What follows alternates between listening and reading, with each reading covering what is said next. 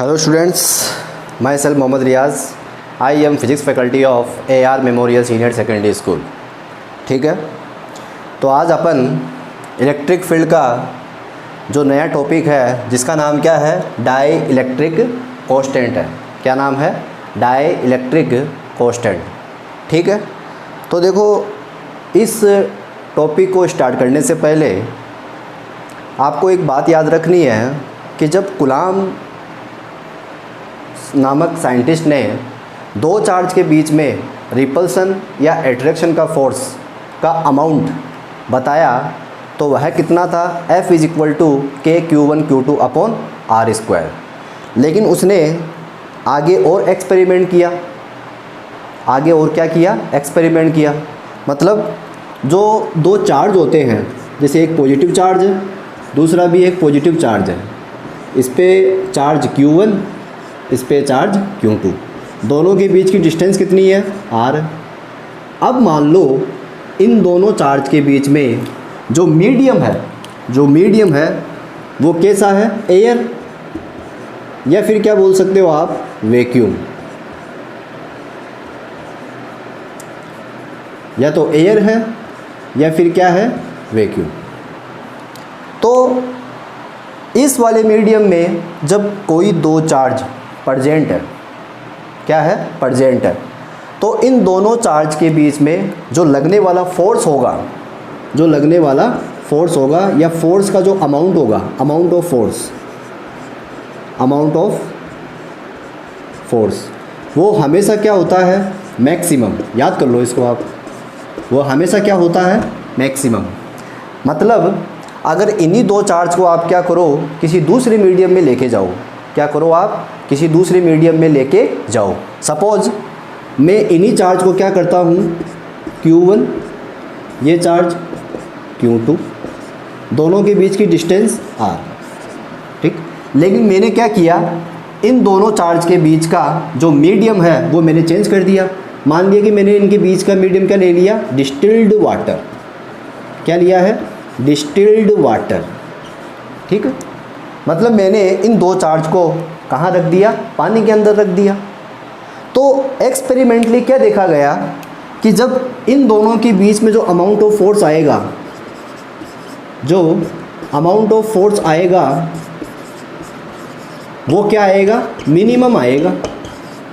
ये बात एक्सपेरिमेंटली देखी गई है और आज अपन इस बात को प्रूव भी करेंगे। आज अपन इस बात को क्या करेंगे? प्रूव करेंगे। तो आपको एक बात याद रखनी है कि अगर कोई दो चार्ज एयर या वैक्यूम में है तो उन दोनों चार्ज के बीच में लगने वाला एट्रैक्शन या रिपल्सन, अब एट्रैक्शन कब हो सकता है? जब दोनों चार्ज ऑपोजिट हो, और अगर दोनों चार्ज का नेचर सेम है तो रिपल्सन का फोर्स लगेगा। लेकिन जो फोर्स का अमाउंट होगा वो क्या होगा? मैक्सिमम। कब? जब दोनों चार्ज के बीच एयर या वैक्यूम हो। अगर इन दोनों चार्ज के बीच का मीडियम क्या कर दो आप? चेंज कर दो। जैसे चेंज करने का मतलब मैंने क्या कर लिया? डिस्टिल्ड वाटर ले लिया। दोनों को मैं कहाँ पे लेके गया? वाटर में लेके गया। तो अब इन दोनों चार्ज के बीच जो लगने वाला फोर्स होगा वो क्या होगा? मिनिमम होगा, कंपेरिजन टू एयर या vacuum medium. Comparison to air या वैक्यूम मीडियम। एयर और वैक्यूम मीडियम में दो चार्ज के बीच लगने वाला फोर्स मैक्सिमम होता है। और अगर एयर या वैक्यूम नहीं है, कोई दूसरा मीडियम है, चाहे वो डिस्टिल्ड वाटर हो, चाहे वो रबर हो, या कोई इंसुलेटिंग मीडियम हो, या फिर कोई कंडक्टर हो, वहाँ पर लगने वाला जो फोर्स होगा दो चार्ज के बीच वो हमेशा एयर या वैक्यूम के कंपैरिजन में कम होगा। एयर या वैक्यूम के कंपैरिजन में क्या होगा? कम होगा। अब कितना गुना कम होगा? कितना गुना कम होगा? इसी को तो अपन क्या बोलते हैं? Dielectric constant. इसी को अपन क्या बोलते हैं? Dielectric constant. मतलब जब आपने इन दो चार्ज को एयर या वैक्यूम में रखा तो फोर्स का अमाउंट आपको हमेशा क्या मिलेगा? मैक्सिमम। जब इन्हीं चार्ज के बीच का आप नेचर क्या कर दो? दोनों चार्ज के बीच के मीडियम का नेचर आप क्या कर दो? चेंज कर दो। मतलब दोनों चार्ज के बीच का मीडियम चेंज कर दो तो दोनों चार्ज पर लगने वाला फोर्स क्या होगा? हमेशा मिनिमम। जीरो भी हो सकता है। कब? जब आप क्या कर दो? इन दोनों के बीच में कोई कंडक्टर रख दो, फॉर एग्जांपल मेटल रख दो, तो यहाँ पर क्या हो जाएगा? फोर्स का अमाउंट जीरो हो जाएगा। मतलब मेरा कहने का मतलब क्या है या तो फोर्स का अमाउंट आपको मिनिमम मिलेगा या फोर्स आपको जीरो मिल सकता है। ये बात याद रखना है कि मीडियम जब चेंज हो जाएगा तो दोनों के बीच लगने वाला फोर्स हमेशा क्या होगा, मिनिमम होगा, कंपैरिजन टू एयर या वैक्यूम मीडियम।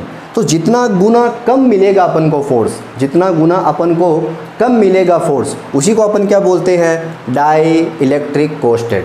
तो आपको शुरू में यही बात लिखनी है, बिगिनिंग में आपको क्या लिखना है कि in the situation of air या vacuum the amount of force between two point charge is maximum when medium is change between two point charge, when medium is changed between two point charge, then in this situation the amount of force is minimum, the amount of force is minimum। ये आपको लिखना पड़ेगा आपकी copy के अंदर, आप लिख लोगे, कोई दिक्कत नहीं है। अब अपन ये देखना चाहते हैं कि यार यहाँ पे फोर्स क्या हुआ, कम हुआ।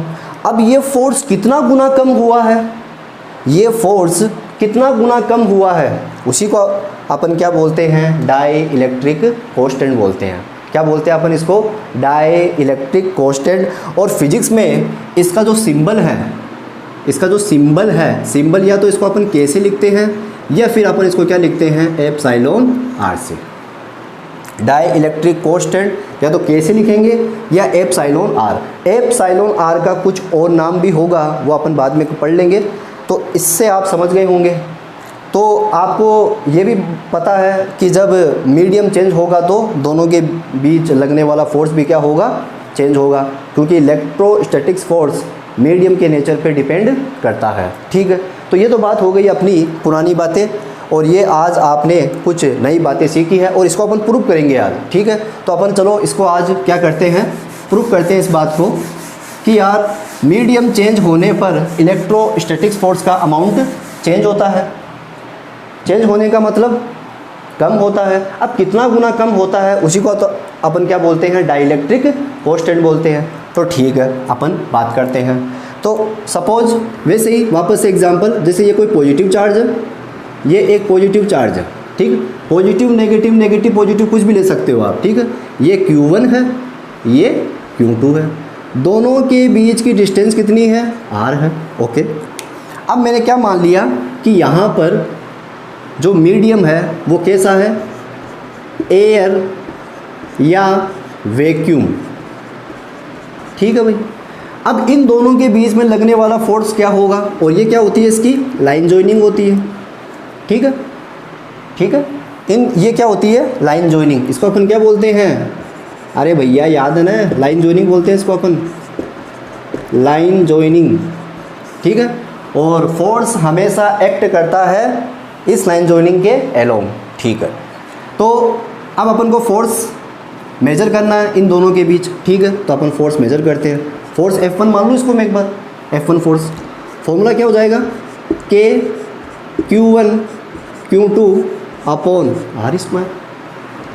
यहाँ पर जो K है उसकी वैल्यू कितनी होती है, 1/4 पाई एप्सिलॉन नॉट। इसको अपन क्या बोलते हैं, परमिटिविटी ऑफ एयर या vacuum medium, permittivity of air या वैक्यूम मीडियम। कॉपी में लिखोगे आप, एप्सिलॉन का मतलब क्या होता है, परमिटिविटी ऑफ एयर या वैक्यूम।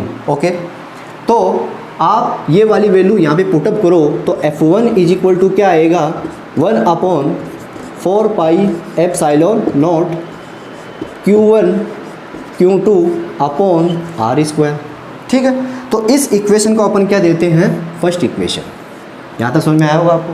ठीक है, अब अपन ने क्या किया, इन दो चार्ज को किसी दूसरे मीडियम में इसको लेके गए अपन। ठीक है, तो ये एक पॉजिटिव चार्ज, चार्ज का मैग्नीट्यूड अपन ने चेंज नहीं किया, चार्ज वही है, चार्ज तो वही है, दोनों के बीच की डिस्टेंस भी क्या है, वही है। लेकिन अब की बार अपन ने मीडियम क्या कर दिया, चेंज कर दिया। मीडियम क्या कर दिया अपन ने, चेंज। तो यहाँ पे कुछ और मीडियम है, मीडियम कुछ और है। ठीक है, मीडियम चेंज हो गया, मीडियम इज चेंज। मैंने यहाँ का मीडियम क्या किया है, चेंज किया है। ठीक है, तो अब यहाँ पर जो फोर्स लगेगा वो कितना लगेगा, F2 is equal to K Q1 Q2 upon R square. अब यहाँ पर जो K होगा वो क्या होगा, 1/4 पाई एप्साइलॉन। क्या लिखा? एप्साइलॉन। यहाँ पे क्या लिखा था? Epsilon not. एप्साइलॉन नॉट किसके लिए होता है? एयर या वैक्यूम के लिए। और यहाँ पर एयर या वैक्यूम नहीं है, यहाँ पर मीडियम मैंने क्या कर दिया? चेंज कर दिया। तो उस मीडियम की मैंने परमिटिविटी कितनी मान ली? एप्साइलॉन। और यहाँ पर एयर या वैक्यूम मीडियम की परमिटिविटी अपन कितनी मानते हैं? Epsilon not. और यहाँ पर मैंने मीडियम को चेंज किया है, इसलिए यहाँ की परमिटिविटी मैंने कितनी मानी है? एप्साइलॉन। ठीक है, समझ में आया होगा आपको। तो ये वैल्यू यहाँ पर अपन पुटअप करते हैं। तो F2 इज इक्वल टू क्या आएगा? 1/4 pi epsilon Q1 Q2 upon R square. तो ये क्या हो गया? सेकंड इक्वेशन हो गई। तो आप यहाँ तक उतारे, पहले यहाँ तक उतार ले, आप पहले उतार लिया? ठीक है। अब अपन इक्वेशन फर्स्ट और इक्वेशन सेकंड को देखते हैं। ठीक है, तो यहाँ से एप्साइलॉन क्या है? एप्साइलॉन क्या है? परमिटिविटी है। ये भी क्या है? Permittivity of absolute medium. ठीक है, एब्सोल्यूट मीडियम, या अपन ऐसा बोल सकते हैं कि एब्सोल्यूट परमिटिविटी है। मीडियम को मैंने क्या किया है? चेंज किया है। अब एब्सोल्यूट मीडियम का मतलब क्या हो गया? मीडियम चेंज है, एयर या वैक्यूम नहीं है यहाँ पे। ठीक है, तो इसको अपन एब्सोल्यूट परमिटिविटी बोल सकते हैं या परमिटिविटी ऑफ एब्सोल्यूट मीडियम। ठीक है, अब इक्वेशन फर्स्ट और इक्वेशन सेकंड को देखते हैं अपन। अब अपन क्या करते हैं? By equation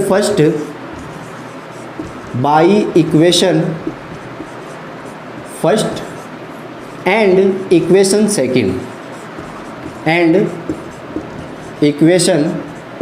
second. ठीक है, तो अपन क्या करते हैं? F1 अपॉन F2 कर लेते हैं। मतलब मैंने क्या किया? इक्वेशन सेकंड का डिवाइड इक्वेशन फर्स्ट में किया है। ठीक है, तो चलो वैल्यू पुटअप करते हैं। अपन क्या करते हैं? वैल्यू पुटअप करते हैं। ठीक है, तो वैल्यू पुटअप करने के बाद अपन को क्या मिलेगा?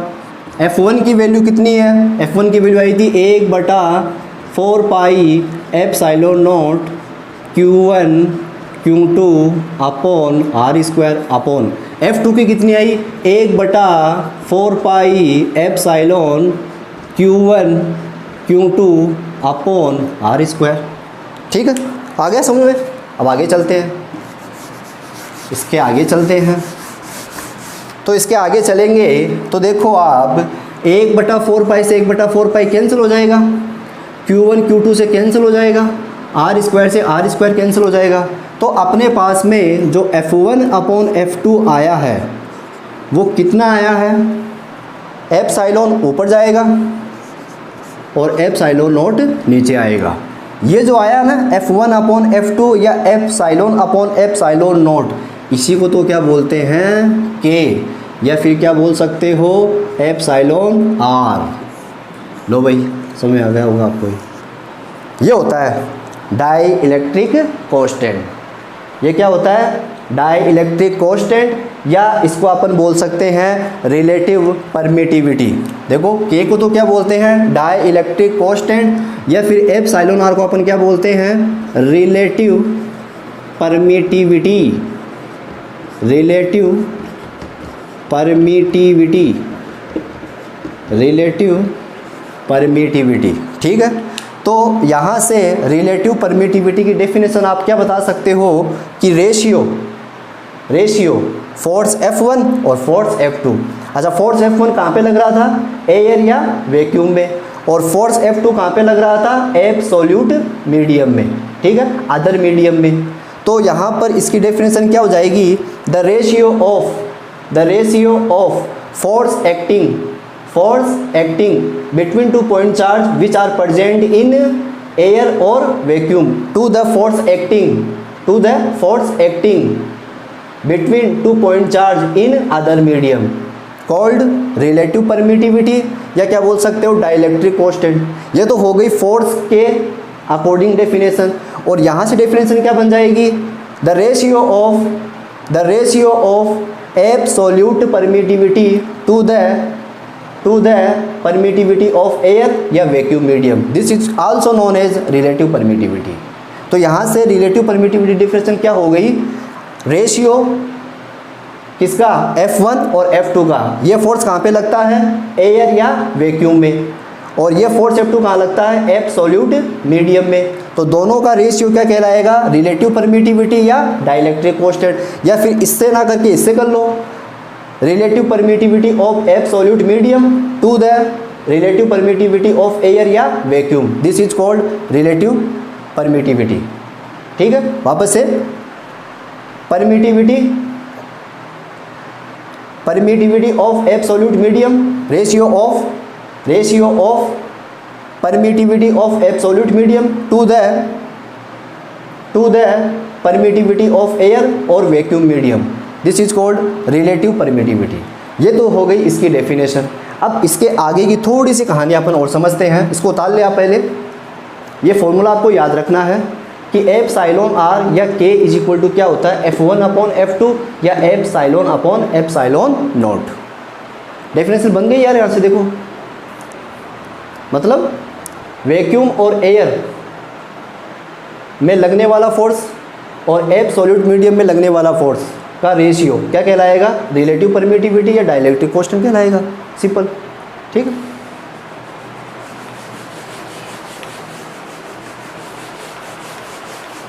डाइलेक्ट्रिक कांस्टेंट या रिलेटिव परमिटिविटी कहलाएगा। ठीक है, इसको मिटा देते हैं। तो अपन ने जो एप्साइलॉन आर या अपन बोल सकते हैं के इज इक्वल टू क्या मिला अपन को, F1 upon F2 is equal to epsilon upon epsilon naught, ये फॉर्मूला अपन को मिला है। अब देखो, दो डेफिनेशन अपन ने पढ़ ली है, एक तो फोर्स की सिचुएशन में पढ़ी है और एक परमिटिविटी की सिचुएशन में पढ़ी है। यहाँ से एक और डेफिनेशन अपन बता सकते हैं, क्या, देखो epsilon R is equal to F1 upon F2 होगा।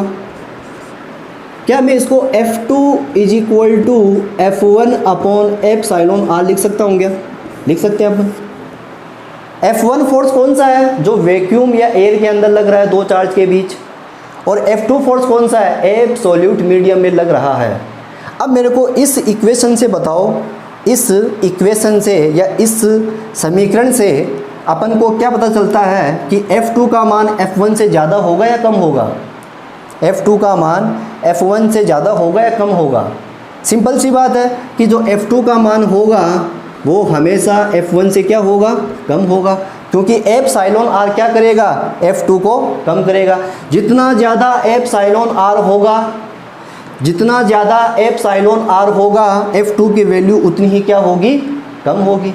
तो यहाँ से अपन को पता क्या लग रहा है कि यार एयर और वैक्यूम मीडियम में फोर्स हमेशा क्या लगता है, ज़्यादा, किसके कंपैरिजन में, एब्सोल्यूट मीडियम के कंपैरिजन में।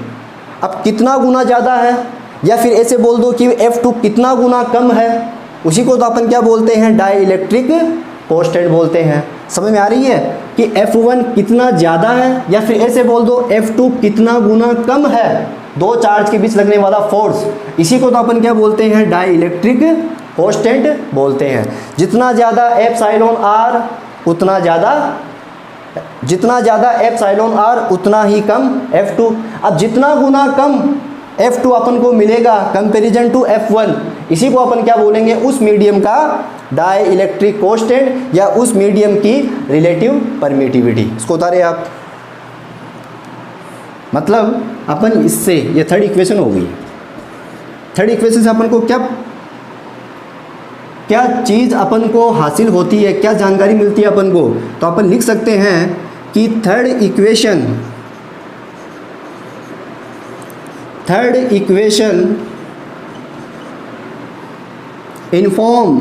इन्फॉर्म करती है दैट, क्या इन्फॉर्म करती है कि force acting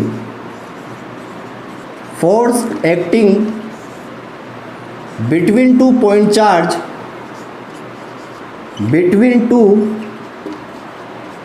point charge between 2 point charge is always less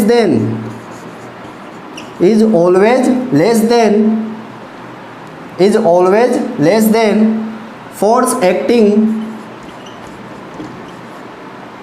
force acting in air या vacuum medium. It is called relative permittivity या डाइलेक्ट्रिक कांस्टेंट. उतार ले आप इसको. बस अपन को ये बताना पड़ता है यार, ठीक है. मीडियम को चेंज करोगे तो फोर्स भी क्या होगा, कम होगा. अब कितना गुना कम होगा उसी को अपन क्या बोलते हैं, डाइलेक्ट्रिक कांस्टेंट बोलते हैं. ये फॉर्मूला आपको याद रखना है, epsilon R is equal to F1 upon F2 या एप्सिलॉन अपॉन एप्सिलॉन नॉट. याद रखना F1 कौन सा फोर्स है, जो एयर या वैक्यूम में लग रहा है, और F2 कौन सा फोर्स है, जो एब्सोल्यूट मीडियम के अंदर लग रहा है. इसके थोड़े से एग्जांपल लेते हैं अपन, एक या दो एग्जांपल लेते हैं. अच्छा, इसकी यूनिट की अपन बात करें, बिठा दे इसको. अगर अपन इसकी यूनिट की बात करें, इसके अपन अगर यूनिट की बात करें तो यूनिट क्या हो जाएगी, बता सकते हो आप. Unit of dielectric constant, dielectric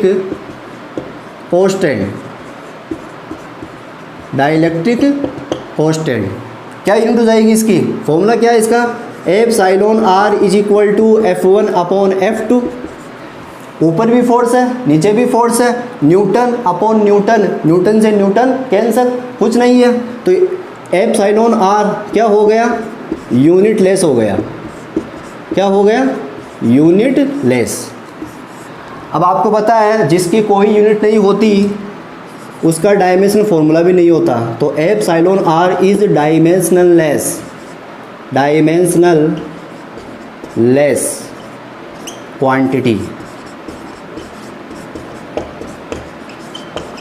यार यूनिट ही नहीं है तो डायमेंशन कहाँ से निकालेंगे अपन, ठीक है. तो डायमेंशन लेस क्वांटिटी है, यूनिट लेस क्वांटिटी है. उतारे आप इसको, मिटा दे. ओके, ठीक है. अब जैसे एग्जाम्पल है, फॉर एग्जाम्पल जैसे मैंने क्या किया, जैसे कोई दो चार्ज है मेरे पास में, एक पॉजिटिव चार्ज है, एक पॉजिटिव चार्ज है. ये Q1 है और ये Q2 है. अब मैंने क्या किया, इनके बीच में डिस्टिल्ड वाटर रख दिया. या फिर आप ऐसे बोल सकते हो कि मैंने दो चार्ज के मीडियम का नेचर क्या कर दिया, चेंज कर दिया, और क्या रख दिया वहाँ पे, डिस्टिल्ड वाटर. तो दोनों चार्ज को आप कहाँ पे लेके गए, डिस्टिल्ड वाटर में, ठीक है. डिस्टिल्ड वाटर का जो एप्सिलॉन आर होता है वह कितना होता है, 80. मतलब डिस्टिल्ड वाटर की रिलेटिव परमिटिविटी कितनी होती है, 80 होती है. अब इनके बीच में कितना फोर्स लगेगा तो आप निकाल लो. Force epsilon R is equal to क्या होता है, F1 अपॉन F2. F2 क्या है, एब्सोल्यूट मीडियम में लगने वाला फोर्स. F2 क्या है, एब्सोल्यूट मीडियम में लगने वाला फोर्स. एब्सोल्यूट मीडियम कौन है, डिस्टिल्ड वाटर है. तो F2 निकाल लेंगे अपन. तो F2 is equal to F1 upon epsilon R. तो F2 is equal to F1 की जगह F1 लिख दिया. एप्सिलॉन आर की वैल्यू कितनी है, 80. तो यहाँ से क्या पता चल रहा है कि जो F2 है वो F1 से 80 टाइम्स, जो F2 है वो F1 से 80 टाइम्स क्या है, कम है. 80 टाइम्स कम है. मतलब फोर्स डिस्टिल्ड वाटर की सिचुएशन में 80 गुना क्या हो गया, कम हो गया. एयर या वैक्यूम मीडियम के कंपैरिजन में फोर्स क्या हो गया, 80 गुना कम हो गया. 80 गुना कम होना क्या कहलाता है, डाई इलेक्ट्रिक कांस्टेंट या एप्सिलॉन आर कहलाता है. ये तो इसका एग्जांपल हो गया. अब इसका फर्स्ट एग्जांपल हुआ ये इसका फर्स्ट एग्जांपल है. एक एग्जांपल लेते हैं अपन. तो यहाँ पर आप क्या लिखोगे, 80 टाइम्स क्या हो गया, फोर्स कम हो गया. किसके कंपेरिजन में, एयर या वैक्यूम के कंपेरिजन में, ठीक है. दूसरा एग्जांपल लेते हैं.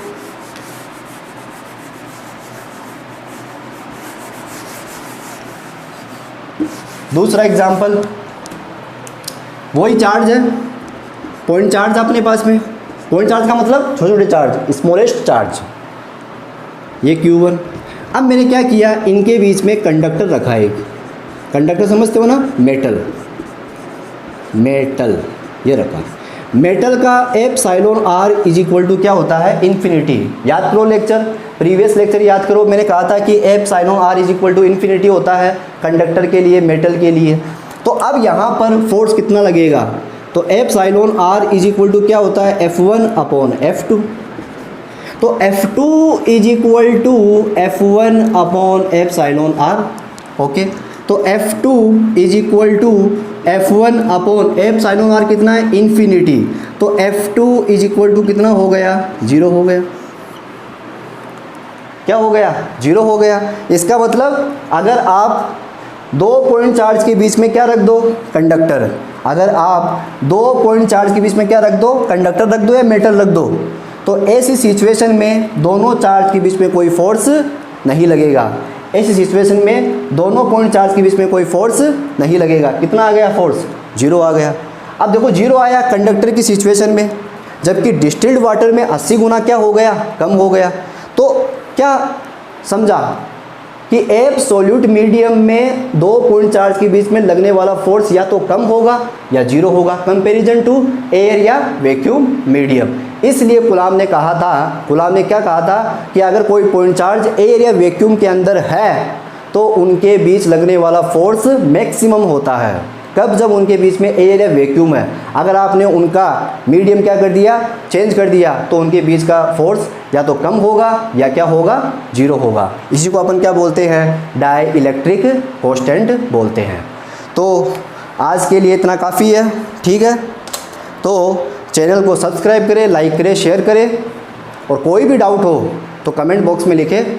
मैं आपके डाउट को 24 आवर्स में क्या करूँगा, क्लियर कर दूँगा। और चैनल को सब्सक्राइब करें। Thank you.